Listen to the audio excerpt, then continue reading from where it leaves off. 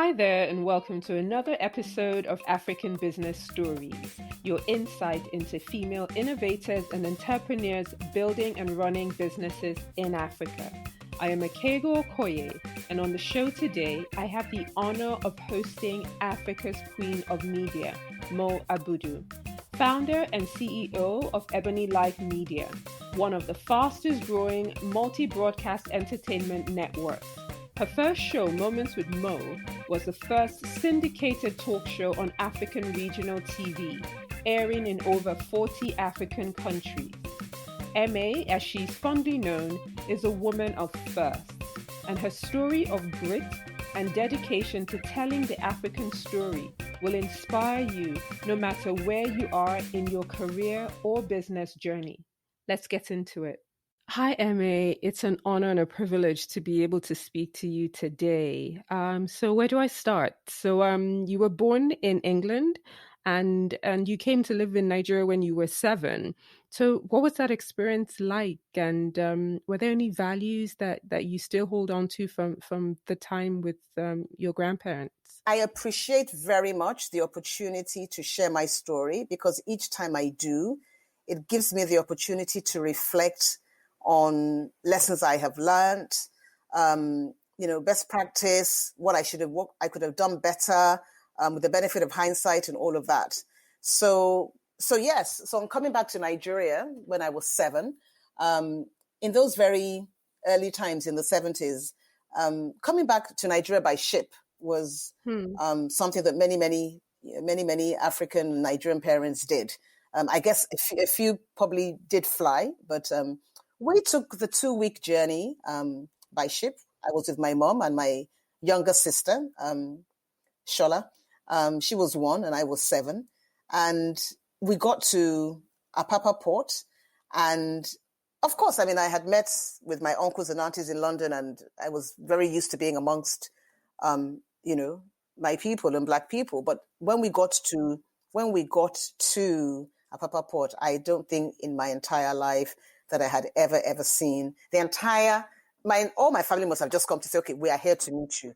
And I said to my mom, I was like, Mom, why does she leave me alone? She leave me alone.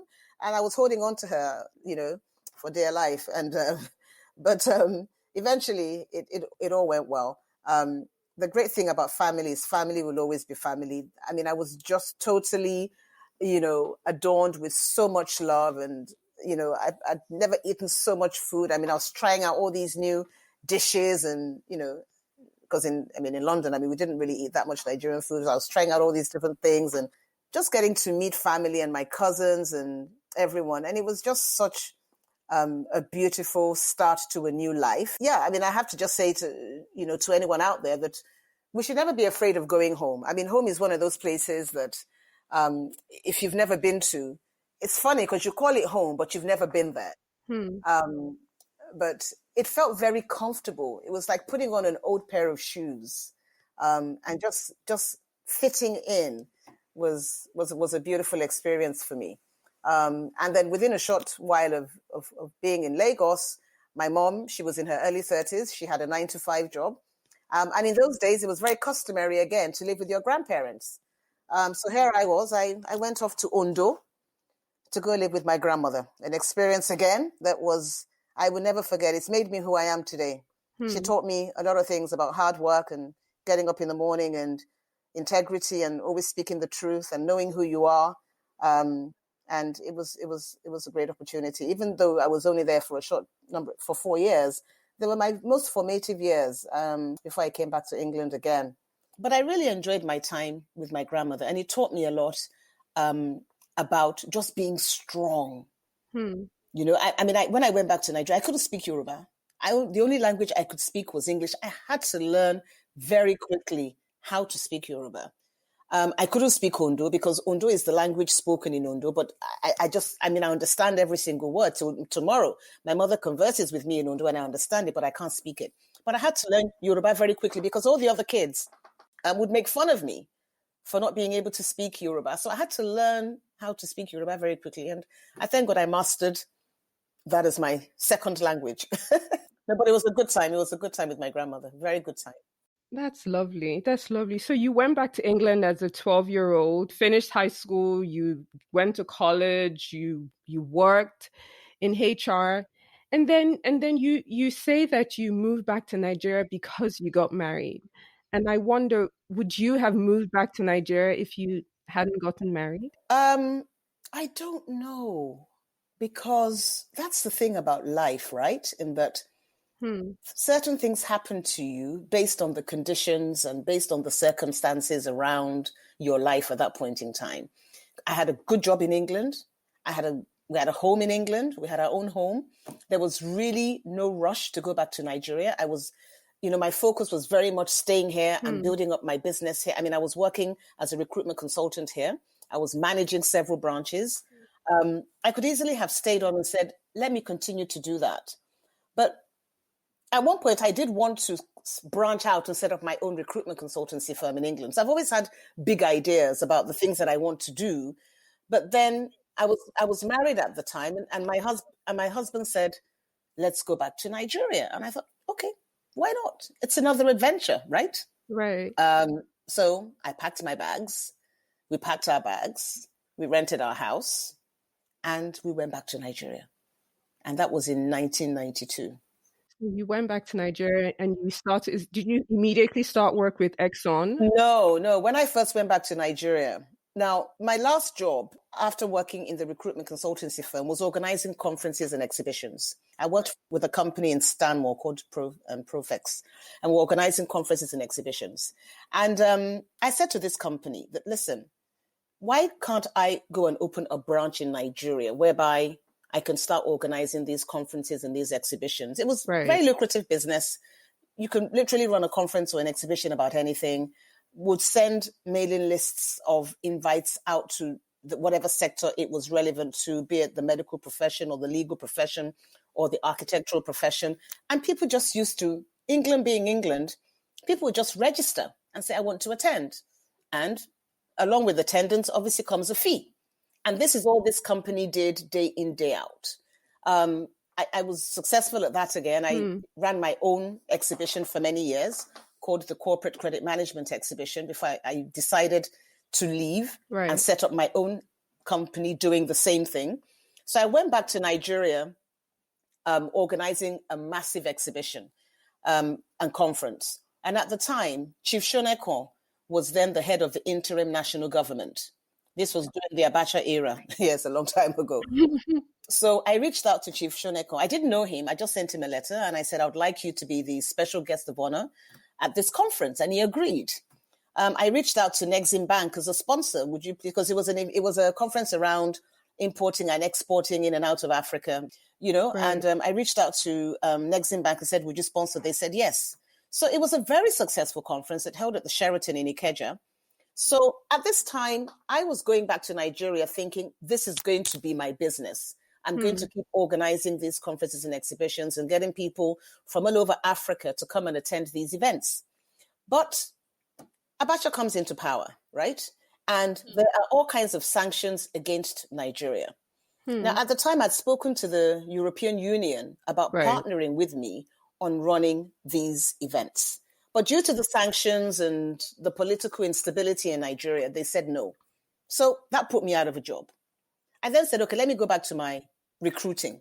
So from my very house where I was living, I said to my husband, can I just set up a little recruitment consultancy firm, in the BQ, and let me Right. just try and find work for people? It didn't work. It just wasn't successful. Then one evening, a friend of my husband's came round to the house and said, listen, there's a company called ExxonMobil.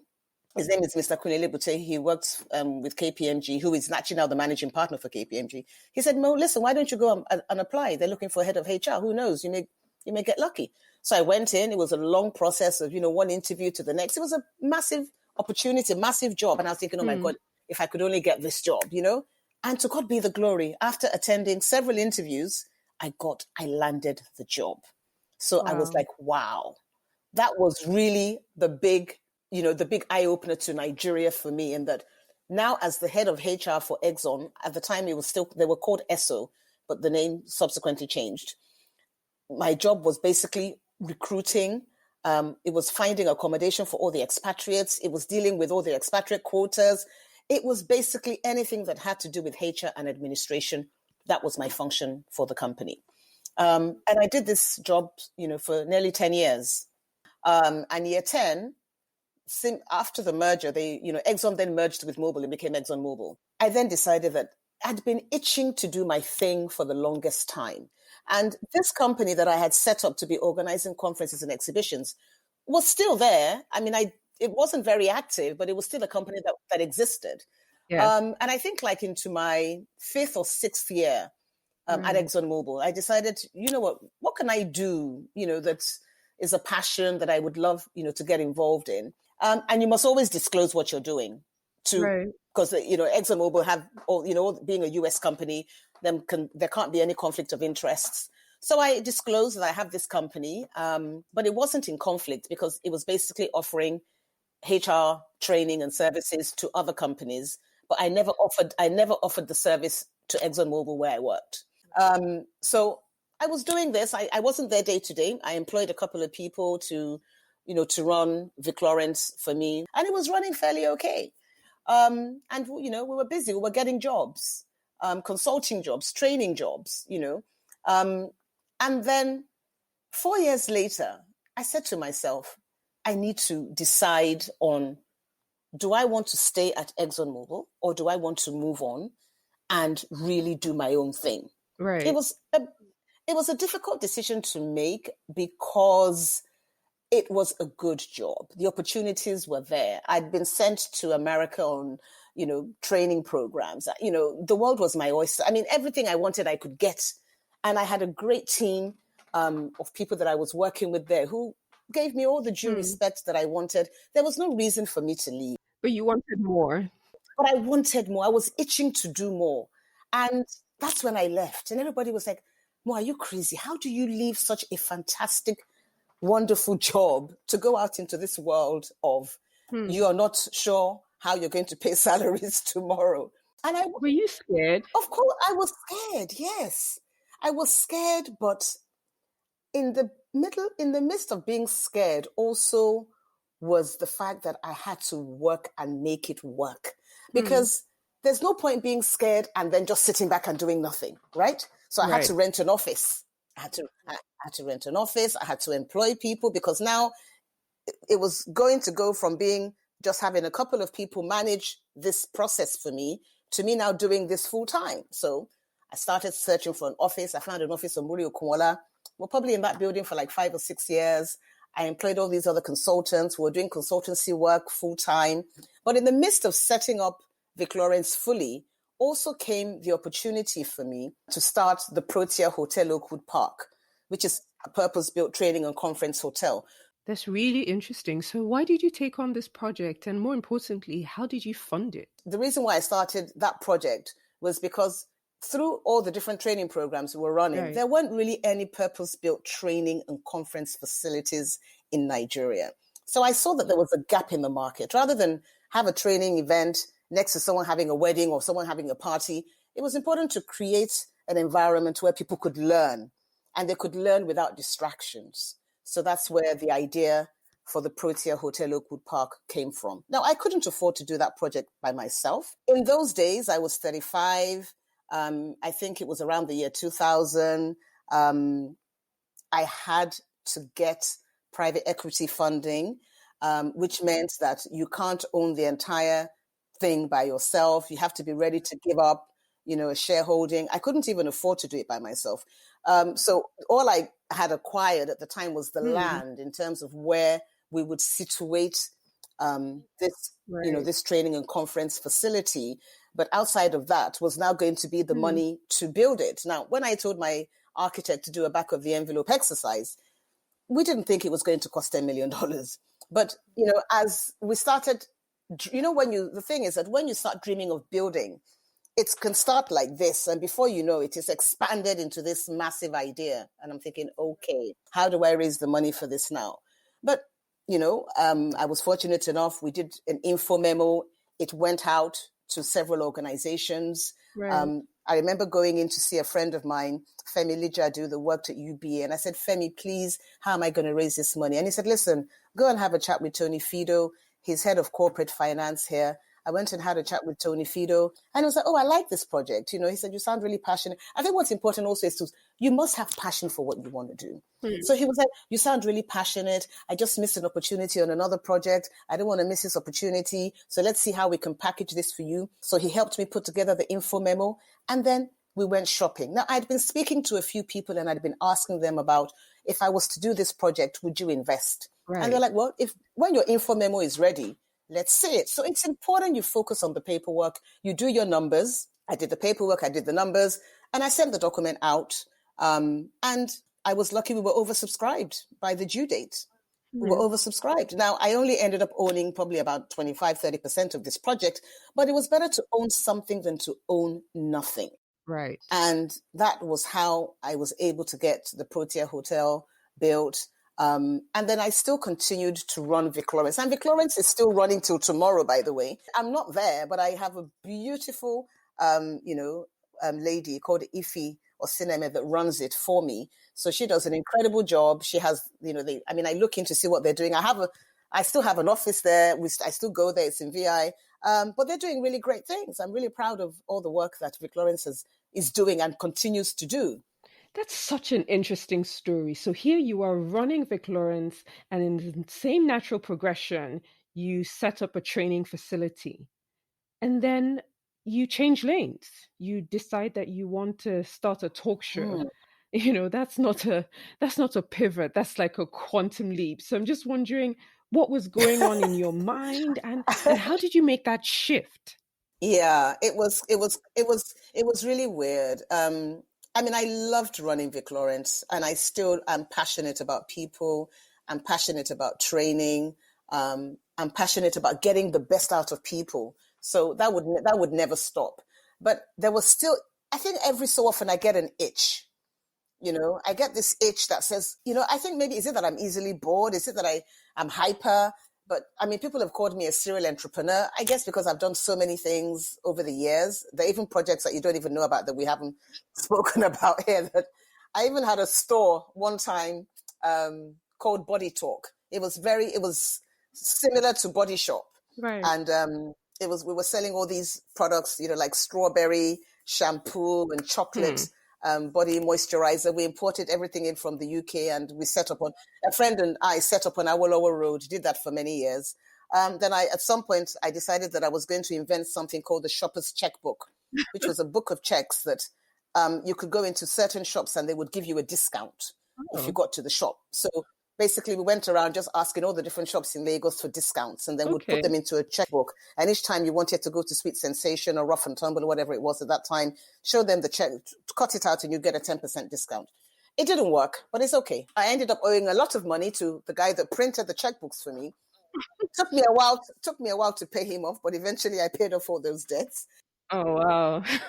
That's interesting that you mentioned those things, because I've wondered, were there any businesses that failed, or is she the 1% that just succeeded every time? So yes, those ones they didn't. Yes, Body Talk didn't fail, but it never made any money, basically. So you would stock, you would sell items, and you would take the same money to buy more items, and you would sell them. So the margins were just not there. So I always say that one thing I'm conscious of now is scale. If the business can't scale, and if you can't have 100 Body Talks all over Nigeria or anywhere, what is the essence? What is the point? Because the margins are so small on some of these things that it's inconsequential. And, so those businesses didn't function. Right. But to move quickly into, yes, I was very passionate about Vic Lawrence. And then I suddenly wake up and I get this itch again for something more. But when I realized it, with the benefit of hindsight, that something more had haunted me all my life. I lived in England, brought up in England. You're forever being asked the most ridiculous questions about who you are and where you come from. And I decided that a friend of mine actually said to me that I was living my dreams through Vic Lawrence in a way, and that if I really want to move into the world of interviewing and being out in the public, I should move into that and do it. But it was another leap of, here you are, having set up this consultancy firm, having done Oakwood Park. Right. Now you're going to go and become a talk show hostess. I remember telling someone, may he so rest in peace now, Uncle Tayo Adenirokum at GT Bank. I said, Uncle T, I want to do my own talk show. Da, da, da, da, da. He said, you want to become a TV presenter? Is that all? I was like, Uncle T, no, it's more than that, But eventually he understood. But initially he couldn't really understand why I wanted to go and do that. But I realized at that point, and I think it's very important to listen to God. Well, I do. Right. And it's up to you. You may believe in God, you may not be, but I happen to believe in God. And he whispers these things, literally whispers them to me, that it's time for you to do this. It's time for you to do that. So every single time that I've made a move, it's kind of been a whisper. And then I wait for those signs to reconfirm if the whisper is really what he's saying I should do. And it's kind of guided me over the years, So again, when it was time for Moments with Mo, the whisper came again that, listen, you need to be talking to people that need to be showcased for good. You need to showcase the continent. We need to be telling our own stories. I mean, it's become very cliche now. It's very cliche now to say, oh, yes, we're changing the narrative and da-da-da-da-da. Yeah, but, this is something that was part and parcel of my journey all the way back then. Even the interview that I did with Hillary Clinton in 2008, which was just a year or two after I'd started Women's Move, very much was about the fact that how do we change this stereotypical view that the world and the West have of us? So again, in that interview, she said, more people like you need to be speaking on the behalf of Africa. Right. So starting the talk show was very important for me in that it gave me a voice. It gave a lot of people a voice. Over the last few days during the lockdown, I've been posting some old archives from digging into my archives and bringing out, little clips from some of the interviews I've done. And people that are now fully grown and married are like, oh my God, I watched that when I was at secondary school. And I watched this when I'm thinking, oh my God, am I that old? But it's okay because they have fond memories of the things we did back in the day, as we say. And I thoroughly enjoyed what I did. Yeah. All those interviews I had, all the people I engaged, the stories were so moving. They were so touching. I mean, some of them were very sad, some of them were very happy. But what it did was to give us a voice to be able to speak about the things that are important to us as Africans, as Nigerians. And that's what Moments with Mo did for me. Talking about scaling, so how did you take Moments with Mo, a talk show, and make it a media empire? Quickly after doing Moments with Mo, again, I wanted to stay in the media space, but I felt that there was a need to do more and find ways of engaging more. So from Moments with Mo, it was still ongoing. I wanted to become a producer and have all these different shows that were going to be on air. So the second show we did was called The Debaters. And the Debaters basically gave young people an opportunity to speak about things that were important to them. So imagine Pop Idols or the X Factor, but rather than them singing, they're talking. They would be given a topic, they would research the topic, they would speak about it for an agreed amount of time and would select winners, and the winner got a car and they got a cash prize. And I went back to Uncle T. God bless him and may he continue to rest in peace. I said, Uncle T, I'm doing this show. Will you please sponsor? Would Guarantee Trust Bank sponsor? And he said, okay, Mo, I can see all the hard work you're doing. We will sponsor it. So they sponsored it. They got benefits in terms of all the advertising, all the advertising around the show. And whoever won actually got a job at GT Bank as well at that time. So I did The Debaters. And then the third show I did was called Niger Diamonds. And the name for me, it was all about the fact that there are so many incredible people in Nigeria that nobody knows, but they're doing all these incredible things. It's time to celebrate them. So I went along to Diamond Bank, had a meeting with Uzoma at the time, and I said, this show, you guys need to buy it because it's got the name Diamond in the name. And he was like, so it's important to find synergies and alliances with those that you're trying to market or sell things to. And he said, Mo, I'm going to buy this. We're going to sponsor it. And that was how we launched our third show called Niger Diamonds. So for me, it was about finding different ways of giving, Nigerians and Africans a voice. And that's what we've done. But then came again the fact that we had to do more. And that more was starting EbonyLife television. So come 2013, again, the itch came. No, the itch didn't come in 2013. 2013 is when we launched. All the work came about 4 years before then. Right. So lots of going up and down, trying to convince MultiChoice to give us the platform, the presentations, the trips to South Africa, the scheduling, the budgeting. Of course, we moved to Cross River State, to Calabar, where we launched EbonyLife. I'll be forever grateful to, His Excellency, Leo Limoke, and his beautiful wife, Obioma, who welcomed us to Calabar. So, well, can we talk about that? Going from doing the talk show to actually starting EbonyLife TV. That was a huge scaling up. Yeah, it was a huge scaling up. Can you just speak to, the value of these partnerships? Now, the thing about partnerships is you've got to find value. The partner must find value in what you're offering. The reason why we were able to scale up and go and start EbonyLife TV in Calabar was because of the value that His Excellency thought we would bring to the project. In that there was a place called Tinapa that had built this incredible studio, but it had never been used because the right partner had never come along. So I was actually in Calabar to interview His Excellency for Moments with Mo. Had nothing whatsoever to do with Tinapa. But at this time also, I had a sponsor for Moments with Mo who said to me, if you don't start getting involved in social media, we're going to cut off your sponsorship. So I then got someone in PR and I said, listen, I need to get onto Twitter. I need to get onto Instagram. I mean, till tomorrow, I never really did understand it very well at the beginning. And I always had somebody manage all my handles for me. But this particular time, I sent her, it was on New Year's Eve or New Year's Day. I sent her a message saying, Happy New Year, everyone. Greetings from beautiful Calabar. Someone now said to me, oh, what's happening to Tinapa? I didn't even know much about this place called Tinapa. But the next day, when I was interviewing the governor, Nzan Ogbe, who was special assistant and advisor to the governor, said, come and meet His Excellency. So I went into His Excellency's office and the first thing that I said was, oh, Your Excellency, I drove past Tinapa yesterday, very beautiful. And he said, oh, yes, it's a beautiful place. We're looking for someone to partner with on there. So in the back of my mind was, you're looking for someone to partner with? And then I'm thinking, I've got EbonyLife TV here. Anyway, one thing led to another. That's how from that conversation is how I ended up moving to Calabar. Right. I mean, I lived and worked in Calabar for 3 years. It was, talk about leaving your comfort zone. I am a Lagosian.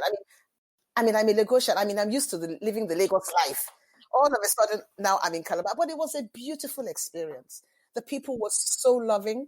We moved about 120 to 150 people from Lagos to Calabar. We had to get accommodation for everyone. It was crazy. So not only were we running a TV channel, we were also running guest houses. We were running all kinds of operations to make sure that our operation in Calabar could survive, because I had expatriates that had left their countries to come and work in Nigeria.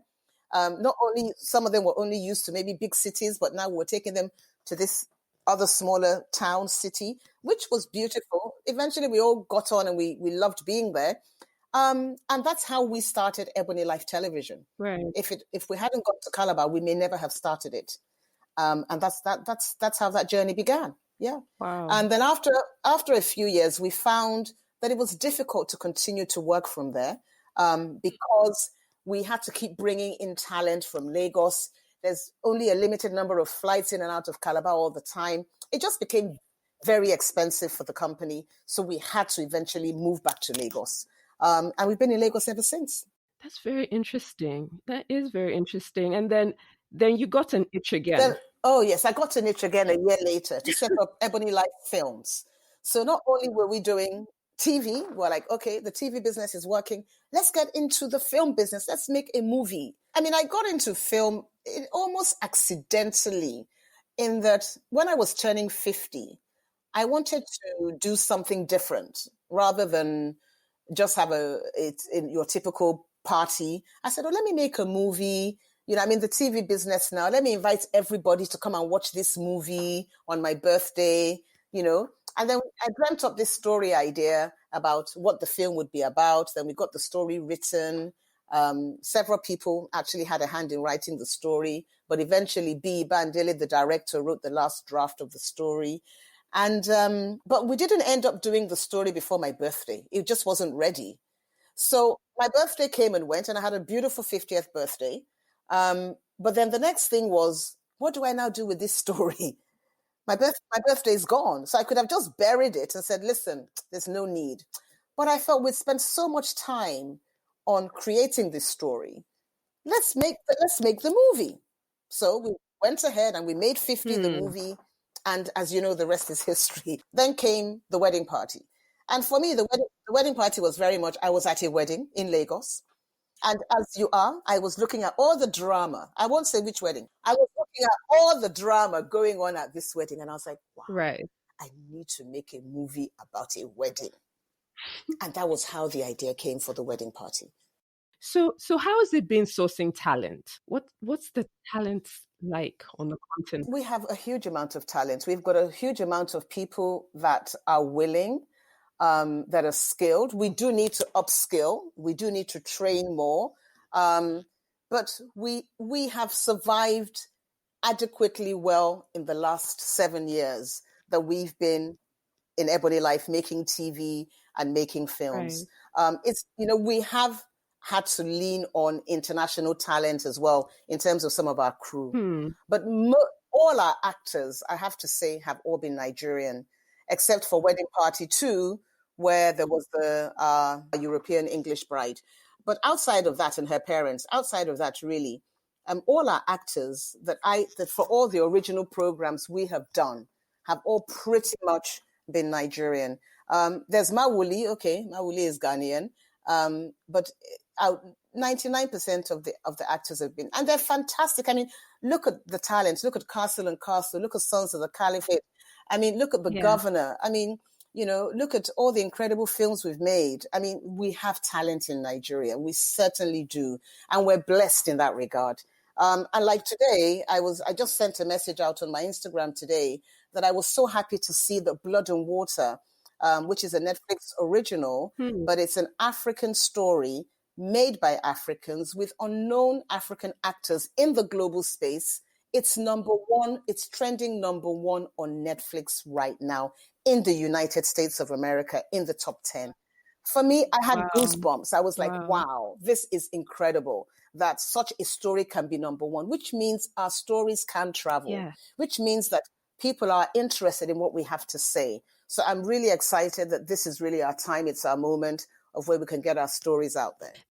That's a good point for me to pivot to the conversation around Netflix, because it's like you talk about this stamp that you have at EbonyLife where you say made in Africa to the for the world. For the world, and all of a sudden the world is paying attention to African entertainment, to our music, and now our movies.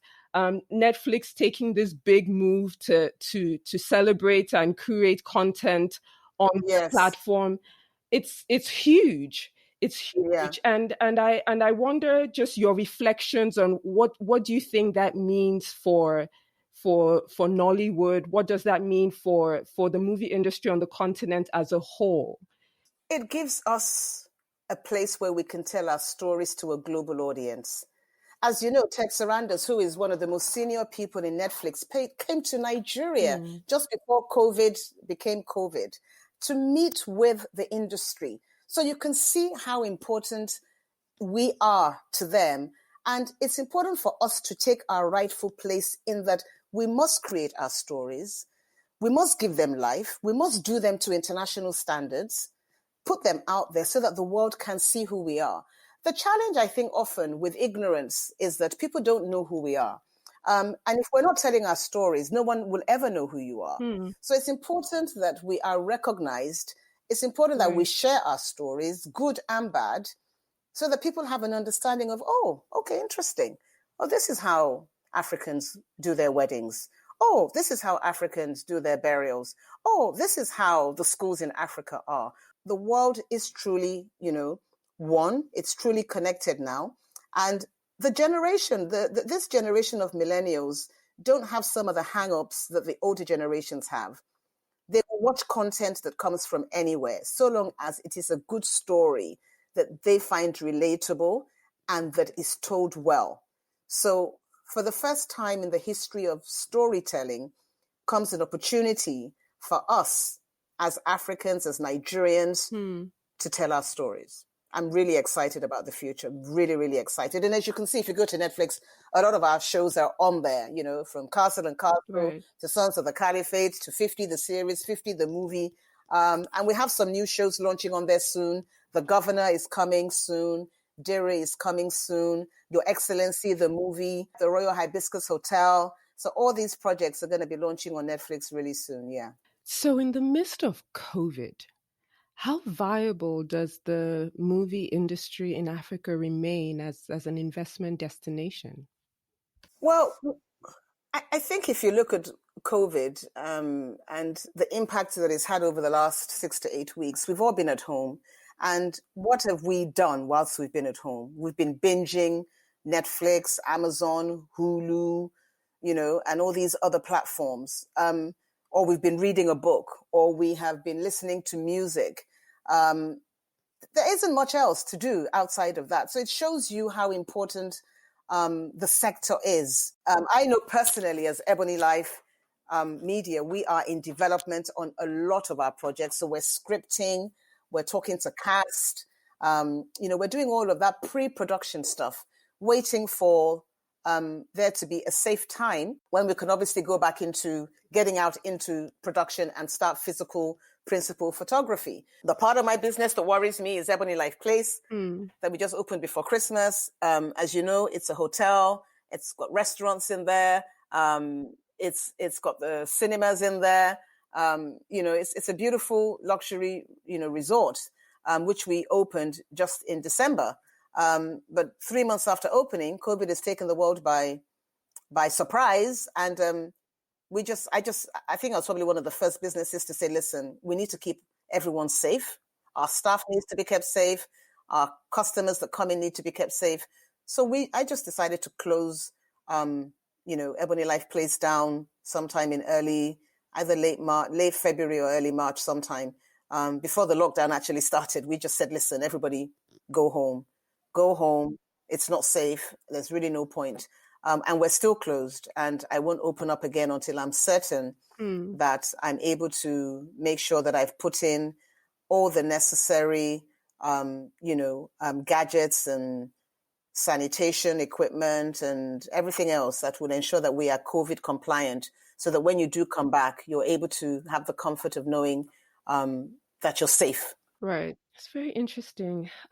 So where do you see EbonyLife in the next 5 years? In the next 5 years, I see EbonyLife having evolved as to a much, much more recognizable global brand in the global space. That's what I see in the next 5 years. Yeah.